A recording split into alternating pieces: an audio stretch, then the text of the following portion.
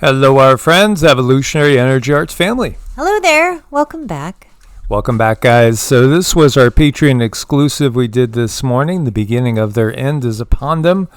Yes, absolutely. Everything that has been, held sacred by the control system is being exposed and being exposed rapidly. Which is good. I mean, it's something that so many have been waiting a long time for, but I'm not going to be happy until it's pulled from the root. Yes, absolutely. Absolutely. The other thing that's being exposed is these amazing, what we would call Aurora, Northern Lights. You look at this is Ontario, this is Canada. Just the photographs that are coming in, this is Pennsylvania, all over the world are absolutely spectacular.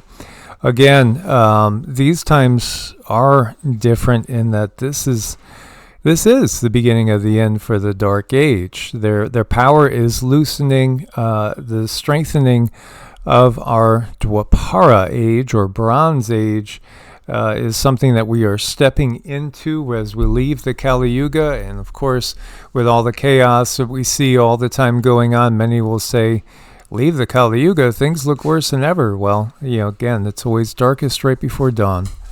It is, and some of our family members sent us some pictures, and we really appreciate that because it's so very beautiful, seeing it from all angles, from everywhere. Now, again, everything you see is consciousness, and this is affecting our consciousness. The sun's affecting our consciousness. Everything that the control system has given us, when they give us their little wikis and they say, there's no scientific evidence to say this or that. Well, again, their science is nothing but sales, and people are waking up to that fact. And so when we look at the KP, we finally dropped out of that red as the KP was in a very strong G4 geomagnetic storm. Right now we went down into, it looks like a G3.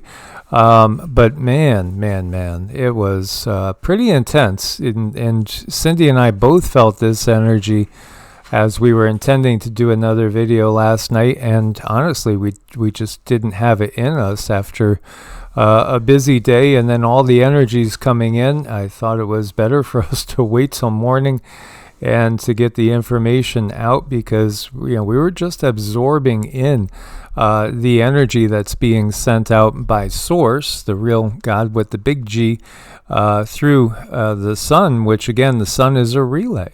It is. And when I quieted my mind a little bit and asked, what is this about? It was really interesting, because a lot of times it is about the crown chakra or the solar plexus, but not this time.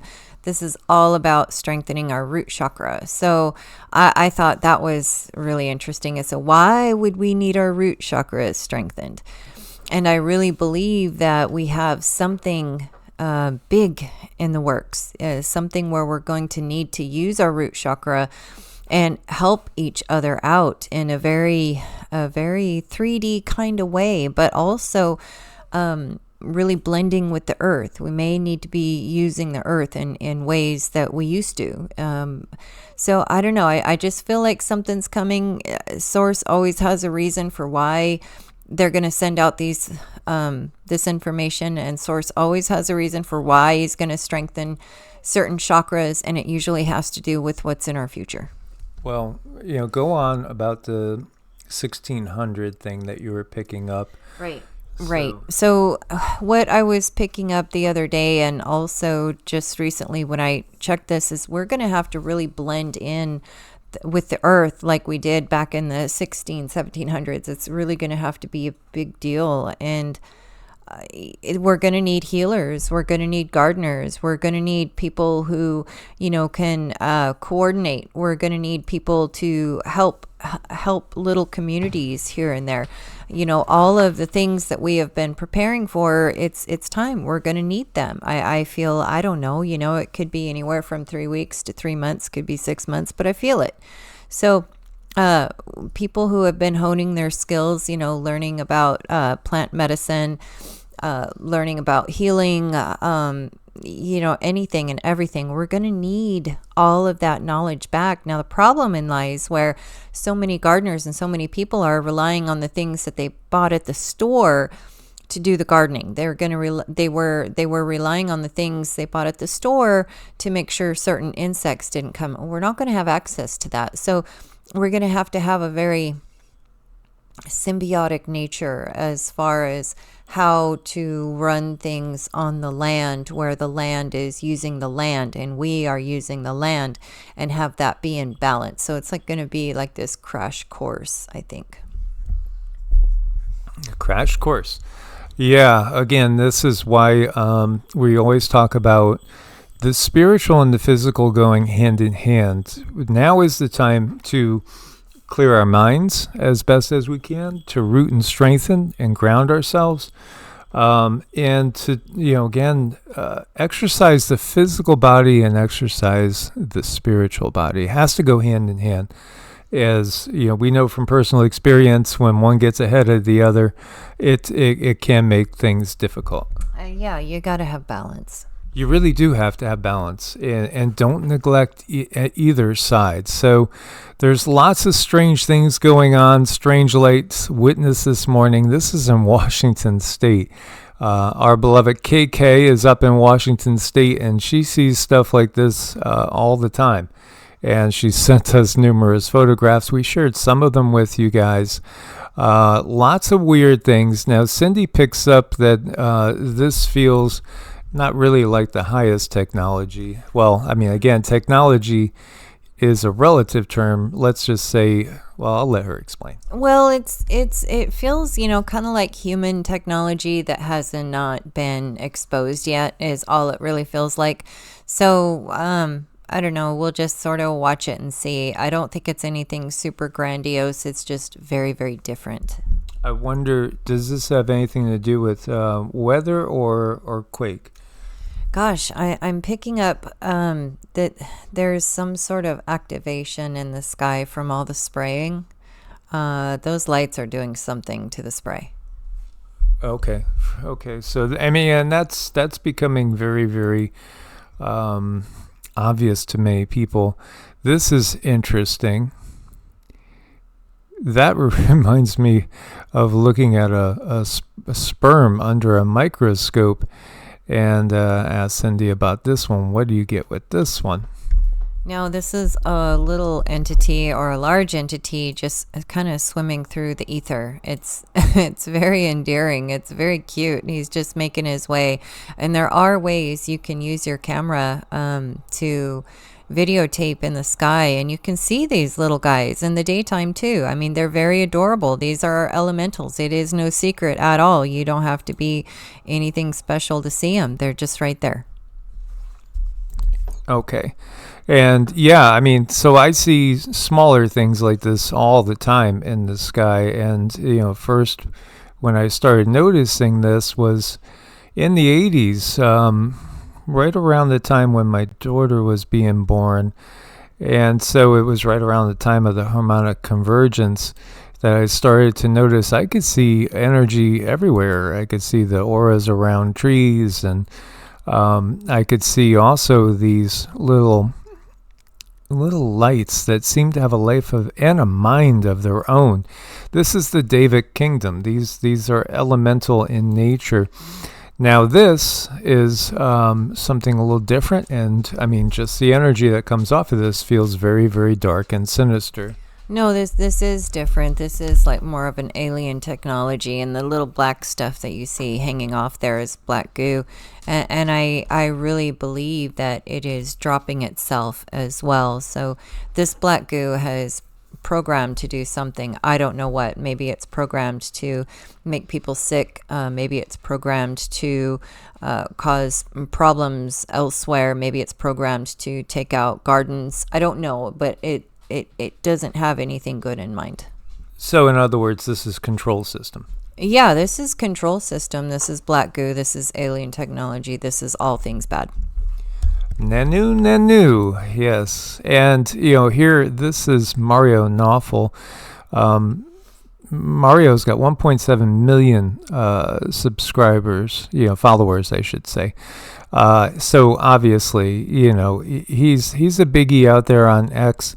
Says a new theory suggests consciousness linked to higher dimension. A bold new theory proposes that human consciousness might tap into a higher dimension beyond our grasp. This mind-bending idea challenges traditional views and hints at consciousness existing on a whole new plane. You think? I mean, where have you been? Has your head been under a rock all day? I just don't understand how people could suggest this stuff. 1.7 million subscribers, followers, and you don't have a clue. I mean, he does have a clue. He's always sharing things as far as geopolitical. Yeah, but this shows you the people that are even put up on pedestals as exposing the system don't have a clue. They really don't have a clue. Of course, everything is top down. We are creating this whole reality from a higher density.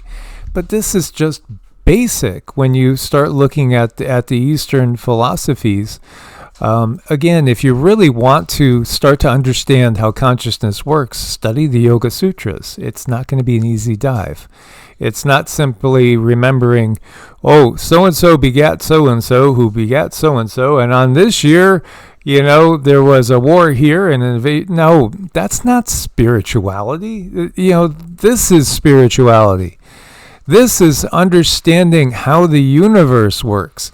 Again, this is what happens when people have only studied perhaps the Abrahamic tradition. They've just gone to Sunday school a few times. This is all they're exposed to. They haven't read the Tao Te Ching. They haven't read the Shiva Sutras, the Yoga Sutras, the Upanishads. They haven't explored Hermeticism and Gnosticism. They haven't studied the Kabbalah. Honestly, as far as spirituality goes, they're still in diapers. They don't have a clue. And yet, the world has been following them looking for light. This again, is showing really the state of humanity. We are infants in the bigger scheme of things, and you wonder why a lot of extraterrestrials out there are very cautious about dealing with humanity. Because they know that we're still completely in the dark. So many of us, unless they look at the energy field, unless they look at the soul, then they can see where the soul sits. I mean, you can even read all of these other things that Mike mentioned and still have that scientific mind and have no depth to you. There's a real big difference between intelligence and wisdom. Yes, absolutely. And again, this shows how, that IQ dropping in and of itself has been very, very effective, where people can't see, just beyond their nose. They don't even know. And so, a lot of these studies right now are just simply, they're just telling us what many people have known all along. Like if you were brought up in a shamanic tradition, you would have this knowledge. You would understand this. You might not use the same words and the same terms, but you would know exactly, that consciousness isn't just right here in front of us. No, it extends out.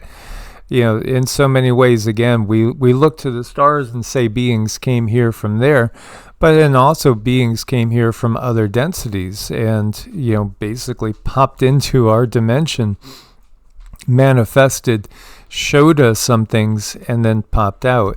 As we turn up the wheel and we go deeper into the Bronze Age, oh boy, it's fun. I mean, it really is. These are going to be very fun and exciting times where we will have interaction with all sorts of different beings, and we've only been exposed to the demons. This is the thing. The demons gave us the political system. They gave us the monetary system. They gave us our religions that we've had that have dominated the planet. They haven't been able to eradicate everything, but it's, again, moving past the system and seeing things for what they really are. Mm-hmm. I mean, it takes time. It definitely takes time, but a lot, the information is out there. It's just, I wish the backing, the source information was out there. And we've done videos talking about the Yoga Sutras, which, explore all sorts of different concepts, including what exactly is consciousness. Where does it arise from? And so thousands of years ago, people knew clearly, and even today, there are kids that are brought up understanding their parents are probably sharing with them things like the Yoga Sutras in a slow manner, because there are things you need to ponder. Very, very deep questions about the nature of reality and what is beyond reality. But there are kids that are raised in households where this is something that is talked of on a regular basis. The understanding that most of what is out there is not of the visible spectrum to us, because again, it's just like a radio. And if you have an old school radio where you're turning the dial and you're watching the numbers go, or if you're even just pushing a button and you're watching the numbers scan, you go from 97.9 and you're listening to country music, and you go to 98.1, and all of a sudden it's hip hop, and then 98.5 is jazz, and 98.7 is classical music. This is our reality. It's just a matter of shifting a few degrees of perspective, and that's all about frequencies. So we've been surrounded and controlled by these dark demonic energies that have told us that they are God, and yet they are Satan at the same time. They're all the above. That way, all we're doing is just looking to them. If you have Satan telling you got to watch out for Satan, and then posing as God, but then it's also Satan at the same time. This is the system that we've grown up with. Mm-hmm. It is, and it's just from such a young age too, and that's where we have to really cut people slack and give them grace, and give ourselves grace, because we've really been surrounded. We're like a mushroom, in the dark, and surrounded by what. Mierda. Yes, absolutely. And when you look to nature, you could see the one intelligence that is in our body is the same intelligence that's in the animals. Animals do have emotion. They do, absolutely. They have feelings. They have emotion. They know who is safe. They know who is not safe. So, again, if animals avoid a certain person, then you might want to be cautious around them as well, because they can see the energy. They can read the energy. And in fact, this is what they're doing, is they're seeing and reading energy.